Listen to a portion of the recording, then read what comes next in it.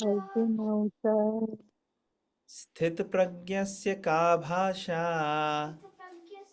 Chitta Prajna Bhasha समाधिस्तस्य Keshav Samadhi Tasya Kesara स्थितधि किं प्रभासेत Sita Dita Kim Prabhatista किम् असीता व्रजेत किम्. Kim Asita Vajeta Kim. Okay, any volunteers would be able to read? Okay. Arjuna said, O Krishna, what are the symptoms of one whose consciousness is thus merged in transcendence? How does he speak? What is his language? How does he sit and how does he walk? Okay, thank you. So in this particular shloka, we see Arjuna is starting to ask the questions.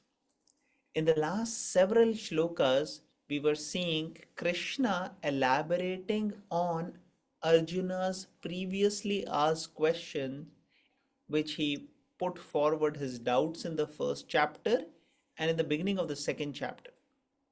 So, after putting those doubts, Krishna was able to explain to Arjun in those words which were basically encouraging Arjuna to fight at various levels. And through Arjun, Krishna was using us, using Arjun to give us the message. So here in this particular question, which Arjuna asked, the reason is in the previous question, previous shloka. The previous shloka, Krishna has mentioned about how one has to not get disturbed by the flowery language of the Vedas and remain fixed, samadhav, in transcendence, in self realized trance.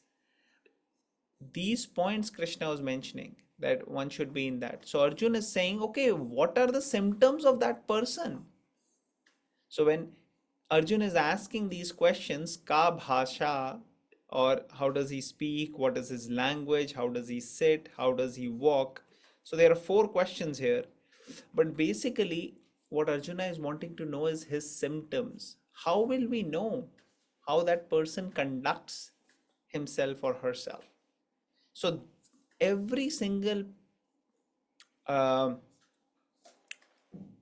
every single person who is conducting a particular role or a particular job, you will ask, hey, what are the qualifications for getting into this particular job?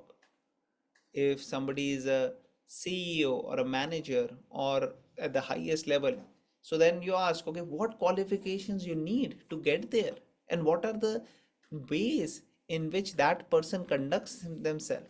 So because Arjun was hearing from Krishna in the last several shlokas about somebody who's in samadhi or who's in trance, um, and how to conduct, how not to get affected by distractions or lower nature.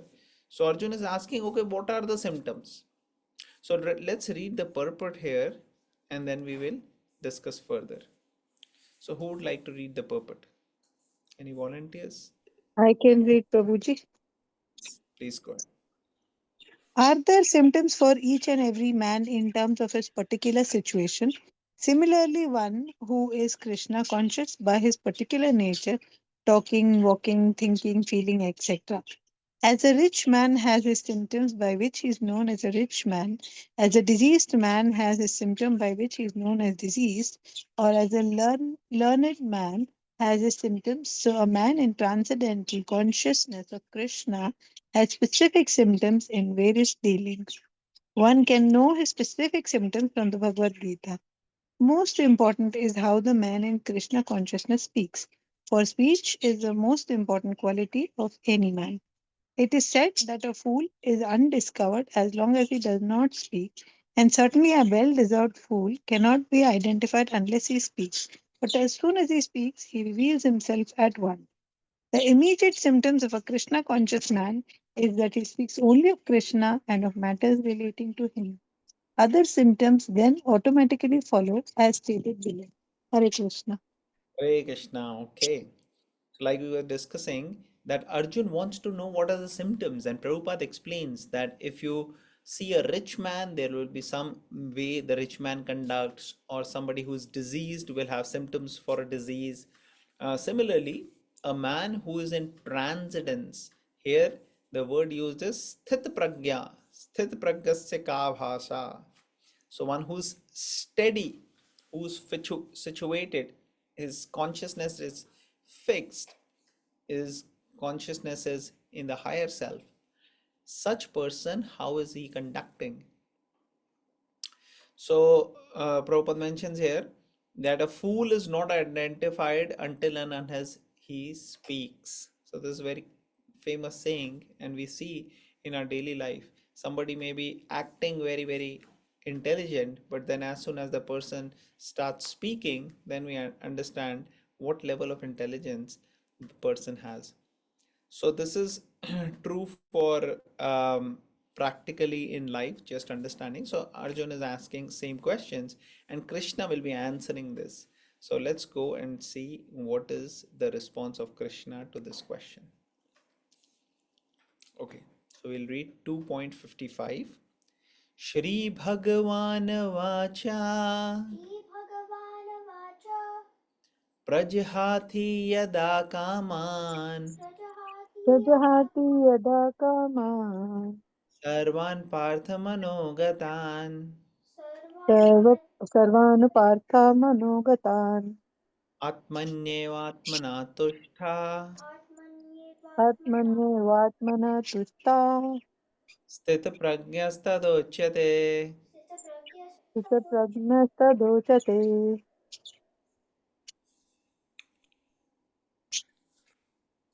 Okay, any volunteers who would like to read the translation and purport? The Supreme Personality of Godhead. The Supreme Personality of Godhead said, O Partha, when a man gives up all varieties of desire for sense gratification which arise from mental concoction, and when his mind, thus purified, finds a satisfaction in the self alone, then he is said to be pure in pure transcendental consciousness. Okay, so Krishna is responding. What are the symptoms? Was the question. So Krishna is saying, first symptom here which Krishna is giving is gives up all variety of desire for sense gratification. Now it doesn't say here that he stops engaging the senses in sense object. So senses come in touch with sense object. That is how one gets the um, feeling or the response, or one relishes sense gratification when senses come in touch with sense objects. So here the point is gives up the varieties of sense gratification. So there are a lot of options for engaging senses and sense object, and desiring to do that is what keeps us bound or entangled. But such desire is not there in this kind of a person. And how does such desire arise? They arise from the mind. So if the mind gets purified, then one is very pacified and satisfied. Satisfied in the spiritual self. Then one is not hankering here and there, going around material things. This is what Krishna is explaining. So let's read the purport and then we'll have more discussion. Who would like to read the purport? I Haribol, can read. yeah. Sorry, Yes, sir. go You ahead. can. I did the It's okay, previous you can one. carry on. I'll read the next. Aditi, you No, can no. I read did the this. previous one. You do it. It's fine. Next one, and you can do it. Okay. Purport. The Bhagavatam affirms that any person who is fully in Krishna consciousness or devotional service of the Lord has all the good qualities of the great sages, whereas a person who is not so transcendentally situated has no good qualifications because he's sure to be taking refuge in his own mental concoctions.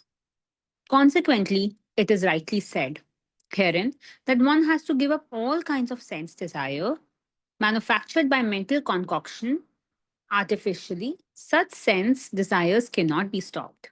But if one is engaged in Krishna consciousness, then automatically sense desires subside without extraneous efforts. Therefore, one has to engage himself in Krishna consciousness without hesitation. For this, devotional service will instantly help one onto the platform of transcendental consciousness. The highly developed soul always remains satisfied in himself by realizing himself as the eternal servitor of the Supreme Lord. Such a transcendently situated person has no sense desires resulting from pity materialism. Rather, he remains always happy in his natural position of eternal serving the Supreme Lord. Hari Bol.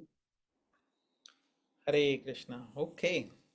So here Prabhupada is mentioning Srimad Bhagavatam affirms that any person who is fully in Krishna consciousness has all good qualities. So there is a shloka in the Srimad Bhagavatam which says that as soon as one starts practicing the uh, process of Krishna consciousness or devotional service as outlined in the Bhagavad Gita and Srimad Bhagavatam, then all the good qualities of all the demigods, now demigods have a lot of good qualities, they start manifesting in that person.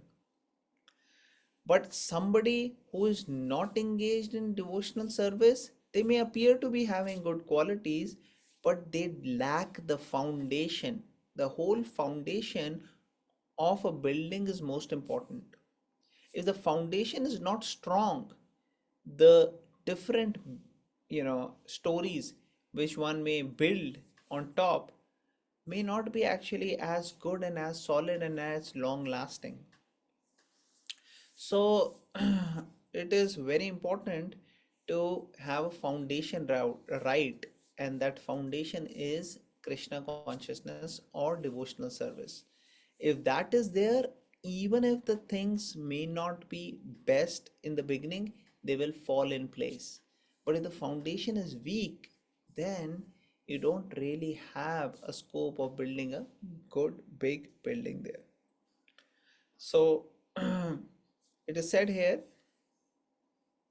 it is rightly said that one has to give up all kind of sense desire manufactured by mental concoction. So the mind makes heaven out of hell and hell out of heaven. So the mind will say, I want this, I want that, and just letting mind to do his own thing will lead to uncontrolled mind. And when mind doesn't get what the mind wants, then what happens? It starts to manipulate or find other ways to get it. Yeah, and what if even that doesn't work out? Start to feel depressed, Depressed or frustrated and frustrated. anger. So this whole step by step process of how anger comes, Krishna will be telling in this particular section in subsequent shlokas. So we'll read it. But here the point is that mental concoction or the mind causing senses to be fulfilled does not lead to satisfaction, because the more you fulfill, the more mind wants more. ये दिल मांगे more. Yeah. So artificially desires cannot be stopped. You say, okay, okay, I won't do. That is not going to, because sooner or later those desires will come out. And if they are not actually properly channelized, then it lead to anger, frustration, or outburst. And therefore, how the senses have to be engaged is to be understood. And here, Krishna gives the option of engages the senses in spiritual activities. So, when we do that, then the senses will actually get satisfied. They will not agitate us. If we keep fulfilling the senses and let them go wherever they want, then the mind and senses will make the whole mess out of us. So here it mentioned one has to engage himself in Krishna consciousness without hesitation, for devotional service will instantly help one onto the platform of transcendental consciousness. So let's say if somebody wants to have nice food, so one can have go out and have things which may not be spiritually uplifting, or one can have prasadam, and the prasadam is spiritually uplifting and also delicious. um, and if it is nicely cooked, offered properly, then it has a lot of spiritual benefit up, apart from the material uh, satisfaction. There are so many such examples in which we can use our talents in the service of the Lord, and those are the ways the senses should be engaged. And if they're properly engaged, then they get the higher taste of serving Krishna, and then they can easily give up the desire for sense gratification. So, here that desire is to be transformed from focus on the senses to actually focus on service. So, when there is focus on service, then the senses get satisfied. So, here it is said, such transcendental situated person has no sense desire resulting from petty materialism, rather, he remains always happy in his natural position of eternally serving the Supreme Lord. So, when one is engaged in serving the Supreme Lord, that actually gives real long lasting happiness.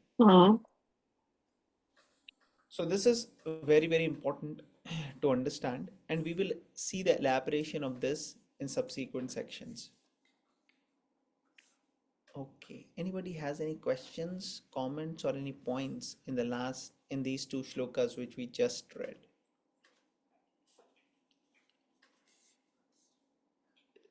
Okay, we'll go to 56. Please repeat.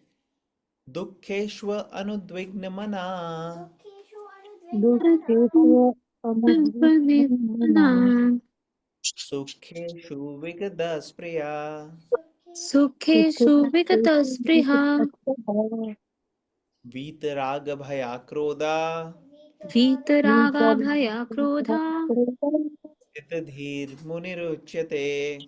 Tithadhir Muniruchyate.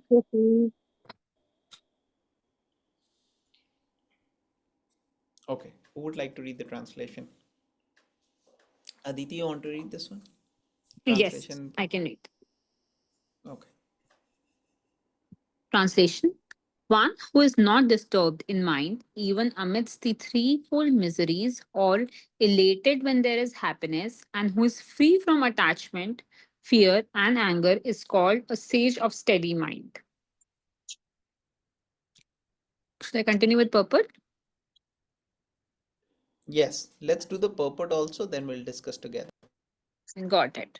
Purport: the word Muni means one who can agitate his mind in various ways for mental speculation without coming to a factual conclusion. It is said that every Muni has a different angle of vision, and unless a Muni differs from other Munis, he cannot be called a Muni in the strict sense of the term. Nasav Rasid Yasyam Matam Nabhinam. Mahabharata 1 Parva 313.117. But a Sthita Dhir Muni, as mentioned herein by the Lord, is different from an ordinary Muni. The Sthita Dhir Muni is always in Krishna consciousness, for he has exhausted all his business of creative speculation. He is called Prasantam Nihsesa Mano Radhantara, Stotra Ratna 43, or one who has surpassed the stage of mental speculations and has come to the conclusion that Lord Sri Krishna or Vasudeva is everything. Vasudeva Sarvam Iti Samahatma Sudurlabha. He is called a Muni fixed in mind. Such a fully Krishna conscious person is not at all disturbed by the onslaughts of the threefold miseries, for he accepts all miseries as the mercy of the Lord. Thinking, Harival, can you scroll this down? Thank you. Such a fully Krishna conscious person, is not at all disturbed by the onslaughts of the threefold misery, for he accepts all miseries as the mercy of Lord, thinking himself only worthy of more trouble due to his past misdeeds. And he sees that his miseries, by the grace of the Lord, are minimized to the lowest. Similarly, when he is happy, he gives credit to the Lord. Thinking himself unworthy of the happiness, he realizes that it is due only to the Lord's grace that he is in such a comfortable condition and able to render better service to the Lord. And for the service of the Lord, he is always daring and active and is not influenced by attachment or aversion. Attachment means accepting things for one's own sense gratification, and detachment is the absence of such sensual attachment. But one fixed in Krishna consciousness has neither attachment nor detachment, because his life is dedicated in the service of Lord. Consequently, he is not at all angry even when his attempts are unsuccessful. Success or no success, a Krishna conscious person is always steady in his determination. Haribol.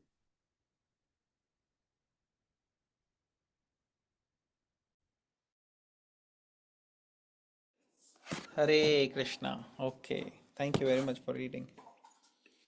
So let's have a little discussion here. So here Krishna is saying, previously Krishna mentioned how no sense gratification, no desire for sense gratification. Here he's saying he's not even disturbed in the mind. So we had discussed that when there is not desire for sense gratification and senses are engaged nicely in the service of the Lord, then mind is calm and relaxed and peaceful. So because mind is peaceful, mind is not disturbed.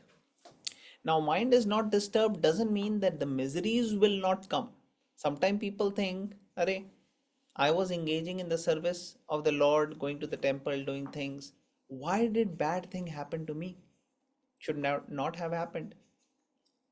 But the point is that in this life, till the time we have this material body, there are different phases of life which will come. And some of it may bring some pain also, and some of it may bring a lot of pain also.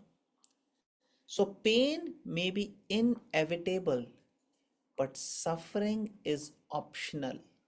What does this mean? That the pain making us suffer may not be necessary. If one understand the suffering actually happens depending upon the state of mind. If the mind is in good state, we can bear the pain and go through it, and at the same time figure out ways and means to address the pain. But if the mind is feeling miserable, then that is suffering. So here Krishna is mentioning that there may be threefold miseries. So there are three types of miseries. We have discussed this before, but I'll just summarize those. So one is Adi Bhautik, Adhyatmik, and Adi Daivik. Adi Daivik means natural disasters, natural calamities, earthquake, um floods, tsunami, hurricanes, tornadoes, all of these. They're natural calamities. So that is Adi Daivik. Then comes Adi Bhautik. Adi Bhautik means because of other living entities. Like, for example, somebody may have insulted you, or somebody may have attacked you, or somebody may get a bug attack and cause infection or cause bug bite. So, like that, other living entities are causing misery to us. That is Adi Bhautik. And Adhyatmic is those miseries which are because of our own mind and our own body. So if our mind is feeling miserable, if our mind is depressed, so that is also a miserable situation. So these are miseries. So these miseries may come to oneself, but that will not lead to suffering. So example, somebody insulted you. Now, somebody who's sthita pragya and somebody who is ordinary, they both will have different response. A sthit pragya will not, get as much affected by that, but an ordinary person gets a lot affected by that. How can he say that? How can she say that? They don't even know whom they are talking to. Like this, one gets very disappointed and miserable. So here Krishna is mentioning, if the mind is not disturbed, even among the threefold miseries, or if one gets happiness or any distress, one is actually able to handle all of this, doesn't get disturbed. And because his mind is under control, that person is also free from attachment, fear, anger. And such a person is called as sage of steady mind. Sthit dhir munir uchyate. So this is a high level of person. Such a person is at very advanced consciousness of steady mind, steady intelligence. So Prabhupada in the purport talks about this word muni. So here it is said sthit dhir muni ruchyate. So Prabhupada is talking about different types of munis. So he's telling some munis which are learned, they are like philosopher, more like philosopher. They like to see things from different perspectives, but they don't really have a strong conclusion. So they talk about different things here and there, different perspectives, some speculative ideas and different things, different angle of vision. But because they are not devotees or they are not learned in spiritual science, they may know the scriptures or the shastras, but that doesn't translate into them having these qualities of which Krishna is mentioning here.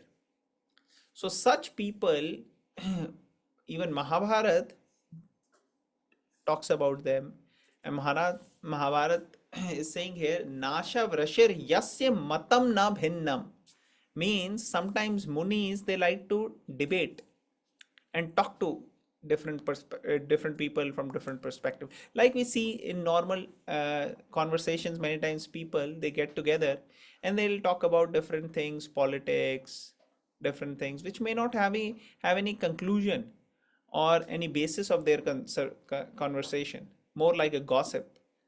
But these munis, they don't gossip at an ordinary level. They gossip at a philosophical level. Different philosophic, different grammatical ways how scriptures are talking. But even then, their goal is not well defined to bring them to these qualities which are talked about by Krishna. So they are not sthita pragya, but they are munis because they are philosophically minded and they are intelligent in that sense. So here it is mentioned, uh,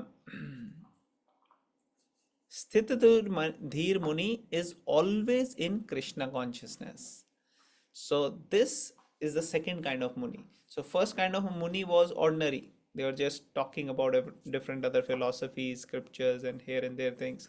But Sthitadhir Munir is somebody who is having advanced consciousness. Person is very steady. One is not getting affected by happiness and distress. One is not getting affected by fear, anger, attachment, like that. Like we see, Prahlad Maharaj was fearless. Hiranyakashyap was attacking, but he was fearless. Then Prabhupada here says he is called Prashanta Nishesha Manorathena. So Manorath, Rath means chariot, right? Man means mind. So Manoratha word comes many places, different shlokas. Basically, it means that one who is totally gone wherever the mind takes. So mind is actually controlling this person. So this is not a good situation because mind goes here and there and can cause a lot of problem. So better to not have mind go everywhere. No. One who has surpassed the stage of mental speculation and has come to the conclusion that Lord Krishna or Vasudev is everything, that person is the highest. So this will come in subsequent shlokas where Krishna says, Vasudeva Sarvam iti sa Mahatma Sudurlabha. Very rare. Such a person is very rare. So such Muni is the Muni which is talked about by Krishna here, with whose consciousness is advanced, sthir, is actually fully absorbed in the spiritual realm, in the service of the Lord. So, fully Krishna conscious person is not at all disturbed by the onslaught of threefold miseries, for he accepts all miseries as the mercy of the Lord, thinking himself only worthy of more trouble due to his past misdeeds. And he sees that his miseries by the grace of the Lord are minimized to the lowest. So, this is a very favorable consciousness to be in when one is not expecting but actually being grateful for whatever comes. That person is spiritually advanced. If a person is not grateful but is only expecting more and more, that person will be miserable. That person will, mm, even if all the resources are there, if that person has higher expectation than that, then that person will feel miserable. And if somebody has very low expectations and one is very grateful for whatever comes, then such person is happy. So Lord Brahma says that if such a person who gets whatever situation one may be, and if that person is a very miserable situation, then that person actually thank the Lord that, okay, I deserve much worse, my Lord, but you are giving me actually very much better. So such person, Lord Brahma says, is eligible for liberation. That person can come out of the cycle of birth and death. So no doubt we have to take our means, our it's not that we can be careless towards our duties and responsibilities. We have to do that. We have to take care of our professional responsibilities, family responsibilities, duties, all of this. But whatever result comes, if we are actually grateful for that and take it as Lord's mercy, whether it is good or bad, then that consciousness is an advanced consciousness. If things go favorably, then also we say, Thank you, Krishna. And if things don't go as we planned and things landed up in a situation where we had some material losses, that also we take as Krishna's mercy. We do work on where we made the mistake, we try to improvise, but we understand this is not just happening because of one reason. It has so many different factors playing a role because of which I landed up in this situation. And Krishna is with me, and Krishna will remain with me, and let me seek for his shelter and his guidance. In this way, we can actually get ourselves spiritually situated and at the same time work um, on the areas where we need to work on so that we can continue to improve. Arjuna wasn't really uh, laxing on his um, training which Dronacharya gave him. Arjun would practice the whole day, the whole night, and master the science by the next day, whatever was taught to him the previous day. So, like this, we see that great devotees, they are not careless. They are actually very focused in what they need to do. But at the same time, they never forget Krishna. They always keep Krishna in center. And that way they conduct their duties and responsibilities. So here it is mentioned that such a person is always to daring and active and is not influenced by attachment and aversion. So such person is always serving the Lord. So attachment has to be to Krishna and attachment has to be to the service for Krishna and not attachment to sense gratification. Because if we are attached to sense gratification, it will bring misery. And if we are attached to Krishna, that brings happiness. Now, this is a gradual process, cannot happen overnight, cannot even happen in a few days, can take longer time, but one has to keep trying and keep staying in association, and in that way one can see how one is advancing, and the fruit of the pudding lies in its eating. So if we practice this for a few days, for a few weeks, for a few months, and if we notice some improvement, then we can continue it for longer. And that's what we see in the life of so many people. When Srila Prabhupada came to America, there were practically no practitioners of Krishna consciousness in the Western world. Outside of India, there were very, limited countries in which you would see. But now Bhagavad Gita is being practiced practically in majority part of all the nations actually. Even Islamic nations, they have lot of devotees. In Dubai, there are programs which are conducted, and hundreds and hundreds of people gather, even thousand at times. So we see that lots of such things are going on. In Moscow, in Janmashtami, you will have, you know, thousands of people coming there, and many of them are, or most of them, or probably all of them are Russians. Ukraine, Europe, US, everywhere we see now people are practicing Bhagavad Gita. So this is showing um, them that and us that how the science is relevant and can be accepted and can be implemented in this day and age. So when we do this, then in Krishna consciousness, it's always success. There is no failure. And we can apply in our life and see how it transforms our life. Okay, so this is what I can share from this particular shloka.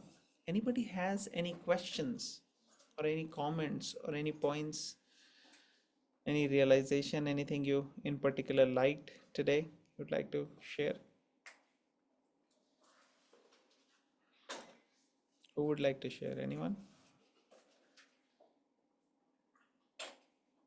Or any questions anybody has? Okay, But since nobody has any Prabhuji, question. we are Yes, sorry, I have something to say. We are please. human beings, we will always be attached to the misery of the world. How much ever we try, we do our meditation, we do, but the world, we still have children. They bring, sometimes the kids can do things, sometimes our job can bring misery. I mean, lots of things can bring misery despite our meditation. I understand, and I try and do it, but even while meditating, the mind wanders.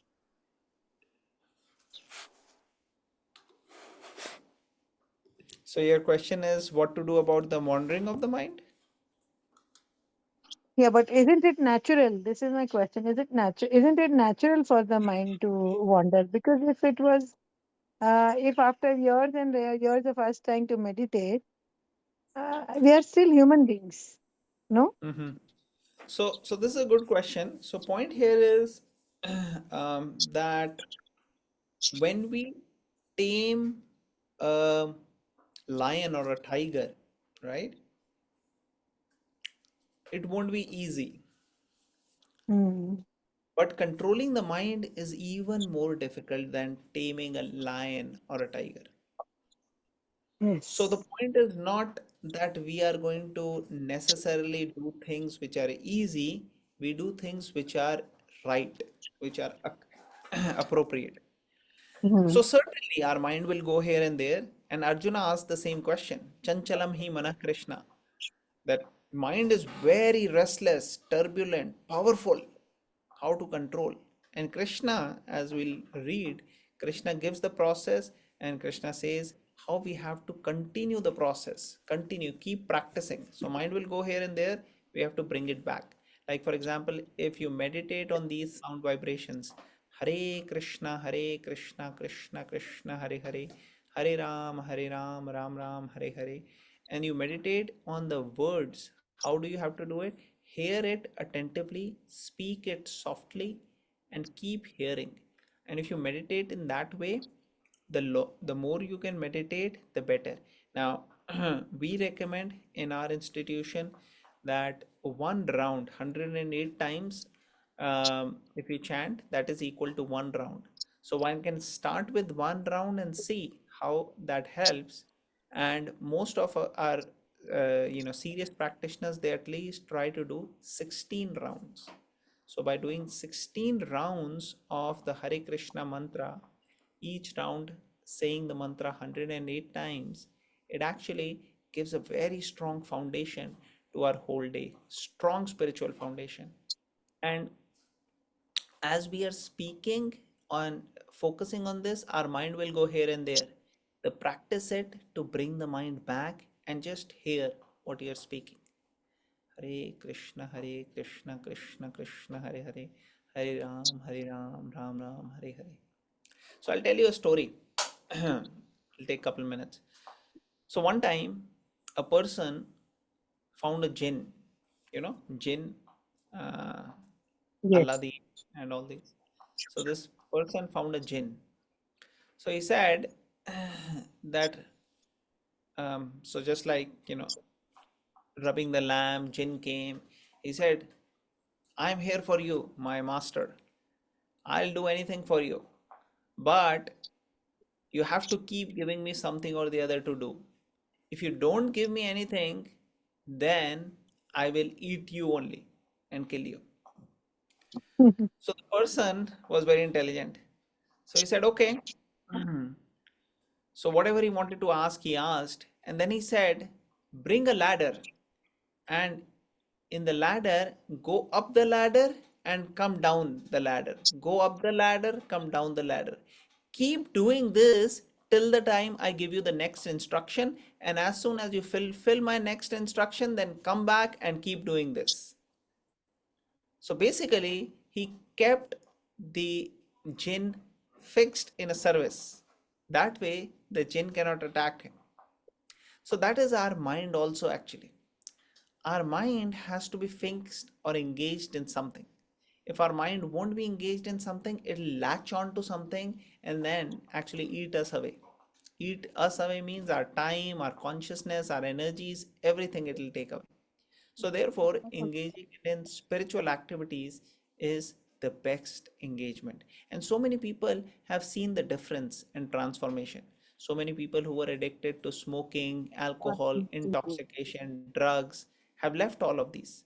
People were not even from Indian background, from totally different background, and now they have actually become so comfortable with their mind, which was uncontrollable. Some people were wanting to commit suicide, and now they are completely given that thought away and have been engaged and serving for years together. So these are some of the thoughts I can share. Does it make sense? Yes, You're on yes, mute. it does.